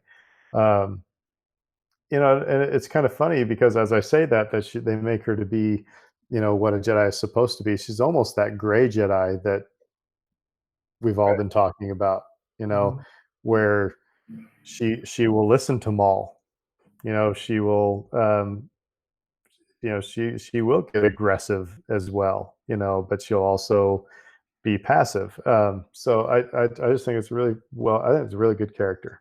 It's interesting that she almost agrees to follow and work with Maul until he throws the comment about Anakin, and it's the one thing that Ahsoka can't bridge over. That affection, that bond that she's built with Anakin through her years being his Padawan, blocks her from seeing the totality, but also blocks her from being able to look at Maul as anything other than an enemy. Because the moment he says, "Oh no, I brought him here to kill him," she's like, "Okay, you gotta go. Didn't matter what you were saying. You may make him good points, but now you gotta go." It's ironic. So when you really think about it, because like this attachment has harmed so many Jedi. We've seen that story told over and over. In this case, that attachment helped her not fall under the spell of the Sith Lord. Who, by the way, is marvelous and continues to be marvelous. And the open-ended ending that we got of his makes me want to see more. Yeah, it's the best reclamation project that Filoni has engaged in, I think. Probably Maul #1, probably Dune, and then Dooku #2, from the way that we got them out of the movies. Actually, no. Let's say Maul 1, Dooku 2, and probably Padme 3. Yeah, Padme would be in there too. Because even though she wasn't as prevalent this season, the work that he had done during the previous seasons with her character just really helped flesh her out a lot more. So I will say, again, getting to the more umbrella topic, and I would say that now, if I run into anybody who's like, "Oh, I can't stand the prequels," I would tell them to go watch the Clone Wars series, and then go watch the prequels again, because I think it helps kind of blunt some of the bad from the prequels. The, like I've talked about before, the romantic Padme stuff, combing her hair on Coruscant, and just some of the bad. I don't like sand. It's coarse. It's some of that bad stuff. The Clone Wars blunts that, because you start getting a bigger picture of Anakin and Padme beyond just they love each other. You get a more, like I said, that more idea of what the long game is. So if you're upset that episode 1 was all about politics, it's like, well, it had to be about politics, but now you're seeing what Palpatine was up to, and that it wasn't just a by circumstance type of thing. It was a plan, and then I think it just makes that whole prequel trilogy more palatable, and just more enjoyable. Even though I enjoyed it, but I think I enjoy it more now, having gone through all the Clone Wars stuff. Mm-hmm. I think even minor complaints like the Sifo Dyas thing, which like came out of nowhere in Attack of the Clones, and they dropped it like a lead brick. Yeah, like there was an episode dedicated to that, and we got a lot more information. I mean, those kinds of things. It's just a much more enriching experience when you've seen this supplementary material, and you could even argue it's not supplementary at this point. It's valuable on its own merits. But again, I think it also. So now I'm gonna play devil's advocate a little bit and get on the other side of the coin. Let's now say that let's go back to 1983, and we just got done watching Return of the Jedi, And then you look back at that Star Wars trilogy. It's like we didn't when we saw Empire Strikes Back, and all of a sudden Luke is using the Force to grab a lightsaber. We have never seen we never saw in Episode 4. We didn't see anybody move anything with their mind. We saw the Jedi mind trick, but we didn't see moving objects. We didn't all stand up in the theater and say, "What? This makes no sense. Now we're moving stuff. What is this all about?" We didn't freak out. We just went, "Oh, okay," and so we didn't need a 7-season series of anything to make us feel better about. And so I'm wondering, is it because we were, I was 10, and now I am 47? Is that the difference? You know what I mean? Or is it like my niece who I love, as if she was my own. After Episode 7, she was mad that the story didn't go on. She demanded, to have all of her questions answered right away. Is there something about in our society now that because we can go and get things on demand and we can have our questions answered, I don't know, I'm bouncing around here, but why didn't we need 7 seasons of something to make us feel better about the things we saw in Empire Strikes Back that were all new to us? I think because it was new, and so we didn't know what to expect. Here's the thing, and I think it's kind of the recognition that us original trilogy fans have to make. We brought all our expectations not into those movies, but into the prequels. Our expectation, no, we're just happy. Hey, we got Empire, awesome. We got Jedi, that's nice. But we got a chance to ruminate and live with those movies for a long while. And then while the expectation came to, oh, we're going to get the same thing in the prequels. And when we didn't, we got all upset about it. And whereas the 6, 7, 8, 9, 10-year-old kid going to see Phantom Menace and Attack of the Clones or Revenge of the Sith, to them, they may not necessarily have needed the 7 seasons, but it was awesome for them to get this, and this was theirs. And then on top of that, then they get 7 seasons of something that made it even greater. I'm surprised, recognizing, like I go on YouTube and I see people's reactions to the episodes, how many young, for us, I mean like mid-20s, late 20s, people are so devoted to the Clone Wars, the TV show, because it's their Star Wars. This is their Star Wars. Ahsoka is their Princess Leia. And I would also say that it is it needed? No. For me personally, I'm more of a prequel defender than probably anyone else on this show, and I didn't need the Clone Wars to fill in the blank, so to speak, but I wouldn't turn it down. And at first, I was not really that interested in it, but the series sort of grew in such a way that it kind of was able to let me kind of recapture the mindset that I had when I was a child. Because if you, to answer your question, after Return of the Jedi, if you had said to me, hey, I'm going to give you 7 seasons of a Star Wars show, sign me up. I would have taken it.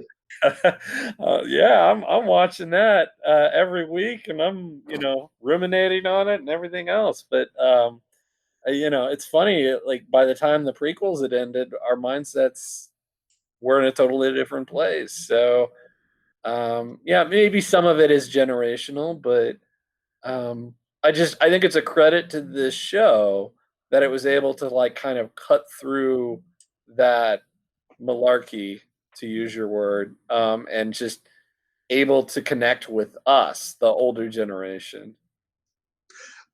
Which I guess, bringing it back around, it's interesting that a lot of the kids who get to see us rage against the failures of the prequels are now the ones raging against the failures of the sequels. I don't know if it's we're all doomed to repeat the mistakes of our elders, but I can't wait for Dave Filoni's 7 seasons of the battle against the First Order, the war against the First Order between Last Jedi and Rise of Skywalker, which all of a sudden will flesh everything out, and all of a sudden everybody will go like, "Oh wow, I guess they weren't that bad." Because it'll be funny. It'll be the same trick again. I'd love to see it. I do have to say, let's just talk about the last like 2 minutes or so. How cool is it seeing Vader? I thought that moment was really very interesting. It was really, really cool. But I was actually more excited when it was like the first thing you see are snow troopers. Like, yay, snowies, yay, there I am. But however, Dave, you just got done reading the Ahsoka novel, and they're just going to have to decanonize that now, aren't they? Oh, I'm gonna have to disagree with so much of that critique. Like, there's barely anything in there that would even begin to kind of disagree with what we saw on film. I mean, there's a couple of little things that you could take issue with, kind of like what you were talking about with Ahsoka encountering Maul later on, and you're like, why isn't she trying to take his head off? There's a couple of things like that, but it's But like, let me yeah. pause you there for a second. We've talked about it. It's like I think it though it does show that I don't think the story group is doing their job, or there's nobody who, because if they know we wrote this book, a couple of years ago, so it's not like it's from eons ago. This was really recently written, and this shows how Ahsoka and Rex got out of Siege of Mandalore and Order 66. But then somebody goes, no, that's not the story I want to tell, so I'm going to tell it a little bit different.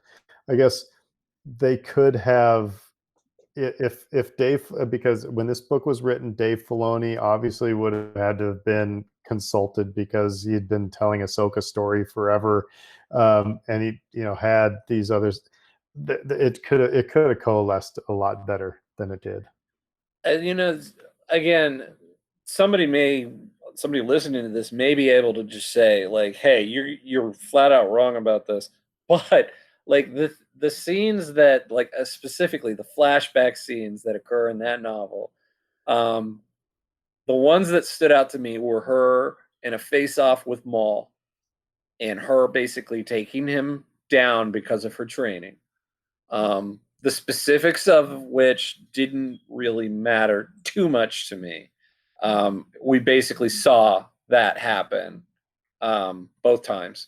And then her and Rex basically faking their deaths, which was alluded to as well. And so, like, if it didn't line up perfectly or whatever, it didn't bother me. I think some people just get so wound up about these things, and it's I guess maybe this is part of where that you talked about a difference in mentality of people who are like into comics and stuff, because it's like, well, yeah, they'll show a different version of events, and then they can just write that in however they want to later on. Oh, it's a different reality, or it's a different perspective, or it's a different this or that. And by the way, people listening to this podcast, sometimes you never know exactly what I think. Sometimes I just know what's going to get people riled up. So that was me I knew I was going to get Dave fired up. But I like both. I like the novel and I like the series, and I didn't see a lot of contradiction there. Well, Star Wars has always been about a certain point of view. But let me just ask right quick: did you find that you didn't get enough Siege of Mandalore, in this arc, in the Siege of Mandalore arc? Well, I mean, again, I'm stealing somebody else's, I suppose, point of view on this one. But I agree with them that it was the Siege of Mandalore was not about Mandalorians. Mm-hmm. It was about Ahsoka. It was about Order 66.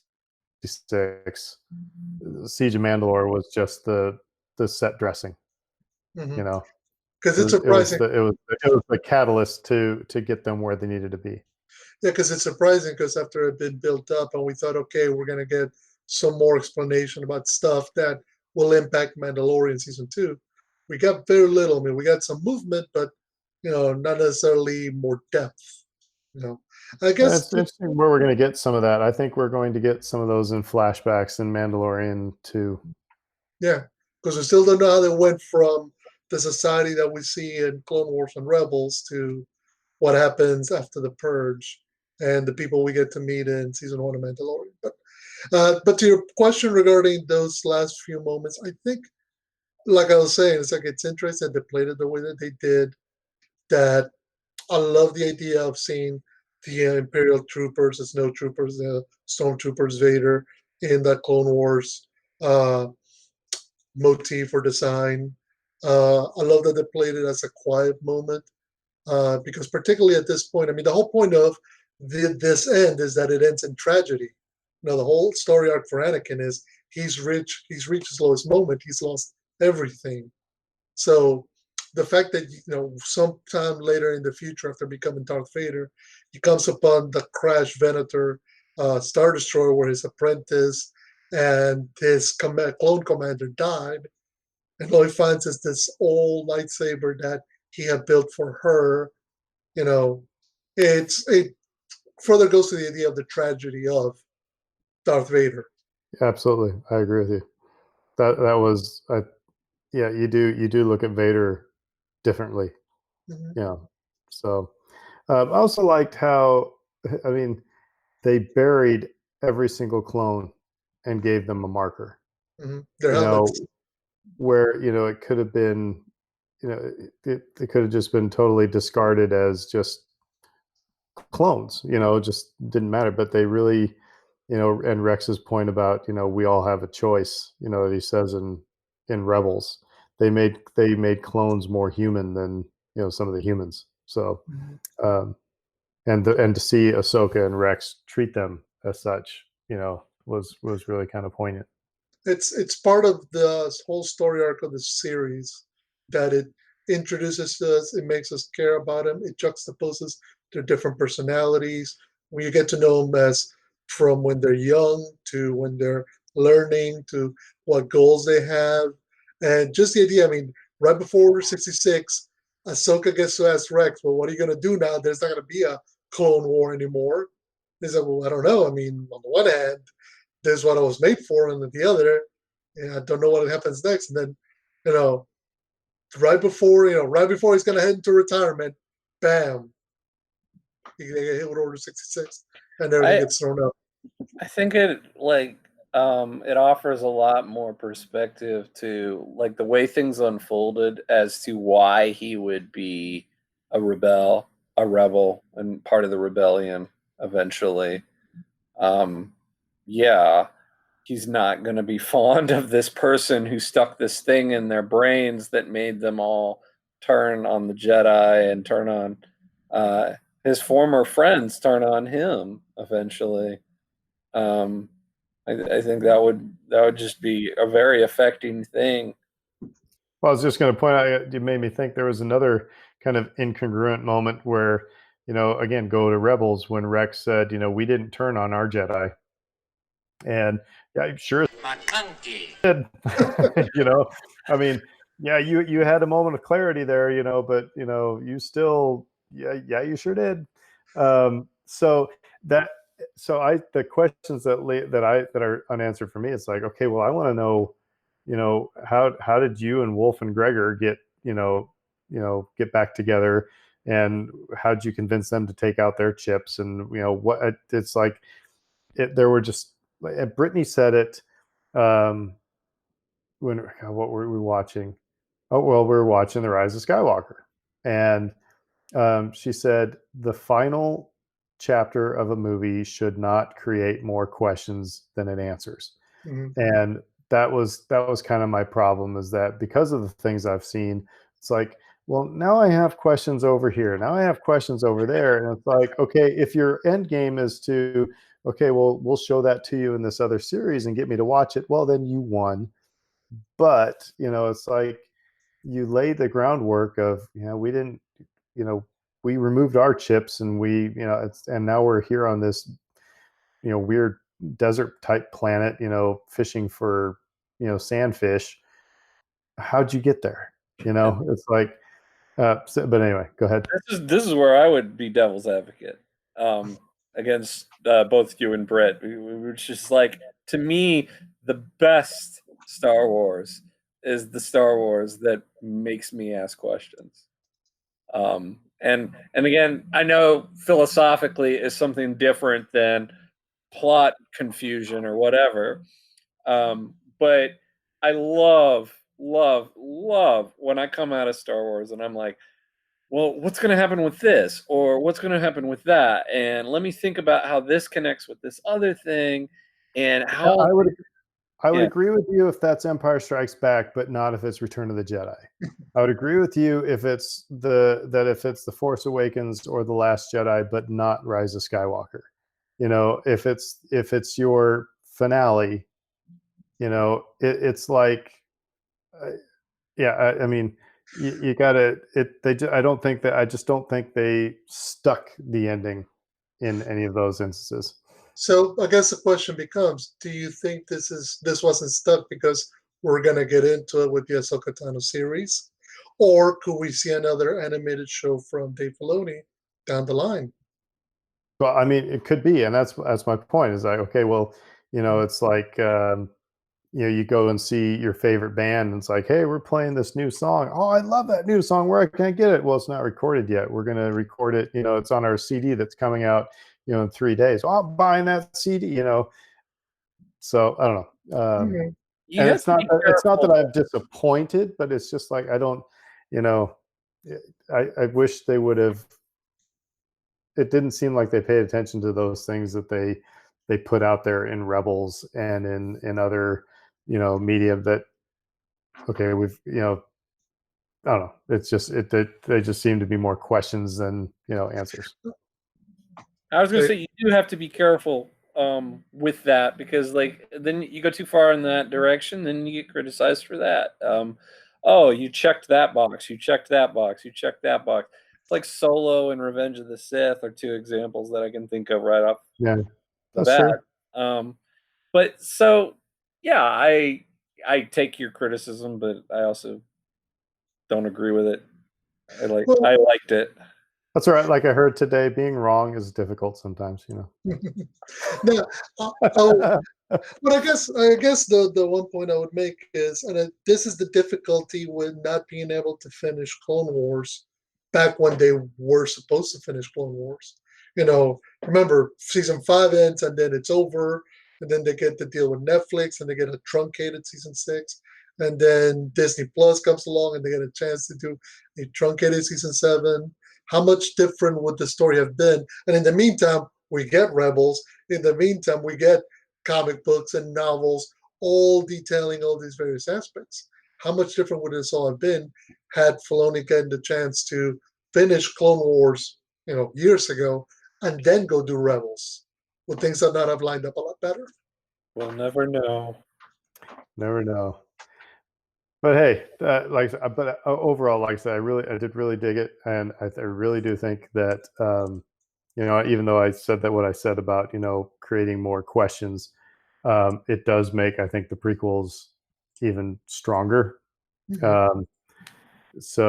But yeah, it was really, really cool. So, real quick, I want to ask both of you, because you both said in our Twitter group, you're like, I think Fredo said, "Damn you, Dave Filoni." That was your first reaction to like the finale. The finale, well, I guess. And then Dave, you watched it and you said, I'm going to echo Fredo. I said, "Damn you, Dave Filoni." What were you guys meaning by that? What made him hit you in the feels? Just the conclusion, the way it brought things together on an emotional level. Because that's the thing. That's been the beauty of this show, is you get to know these characters so well, even if, as you know, it's all gonna end horribly. See, that's the thing. That's the thing that's always playing in the back of your head, is this is gonna end bad, because it's at some point we got to line up with episode 3, and we know that ends bad. But he still found a way to bring it to that character level. I think that's usually the stories that have the best impact.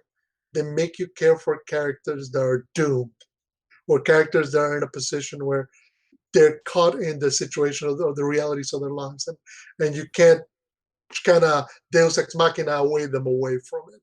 Yeah. And just the fact that you get to a moment when you recognize that this was going to be the end of it for Rex, for Ahsoka, that whatever life they're going to go into, it's a new one.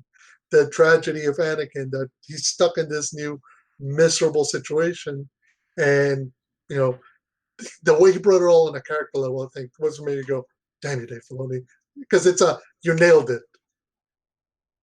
Well, pretty much. I mean, yeah, this playing with my emotions.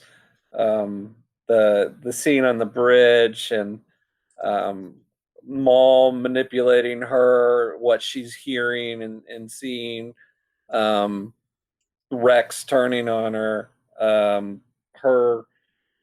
her recruiting the droids to help her. I mean, like, all of that was just very emotional. Stormtroopers wasting droids away. Oh my god, that was awful. You get the scream of the droids as they're gunned down, and you're like, oh my god! Like I said, it got dark all of a sudden. You're like, wait a minute, they're shooting droids. Why is this dark? We spent 7 seasons of them shooting droids everywhere, but this was different. Here's the thing, though, is that we just watched Darth Maul decapitate clone troopers and rip their arms off, in the doors, and then it's like, hey, well, that's cool. And then when they waste droids, we're all like, oh, you jerk. Exactly. Mm-hmm, mm-hmm. By the way, the final scene, how far after the crash do we think that occurred? Sometime. Because it was stormtroopers. Yeah. And you don't get stormtroopers till when? Well, I don't know. I don't know if that's even been laid out. However, another thing that bothered me about that was that you had snow troopers and regular old stormtroopers. It's like, no, I mean, they should all be snow troopers because they're in snow. some guy didn't have the right equipment or something. I don't know. But no, I don't know how long after that would be. Vader's people. I did hear some people talking about Vader's got his red tinted. Right, because you see his eyes. So it might be, more along the lines of closer to, probably closer to A New Hope than farther away from A New Hope, I would think, if that makes sense. Yeah, because part of me made me wonder: is this happening before Ahsoka and Vader duel in Rebels, or is this happening afterwards? After he walks out of the temple and Malachor, and then. Well, then there you go. Then I think that's a good point. I think I don't want to change my answer. Then that has to be. It seems to me that. Well, I don't know. Now that scene. I'm going to go back and watch it now.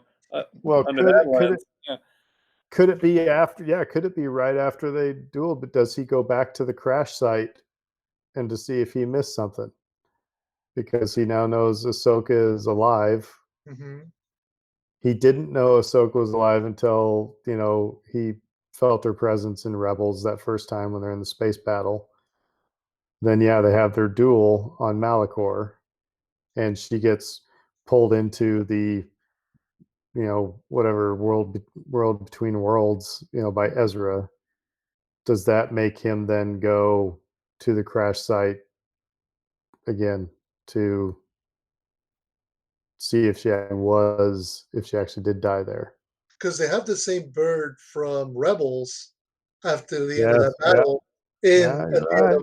So I mean, like that's just said, it could be any number. It could be in any number of spots, and it lands in different ways depending on where you put it, which I think is the beauty of the moment. It's indeterminate. It could happen at any moment, and depending on when you put it, it gives a different level of weight or different feel to the situation.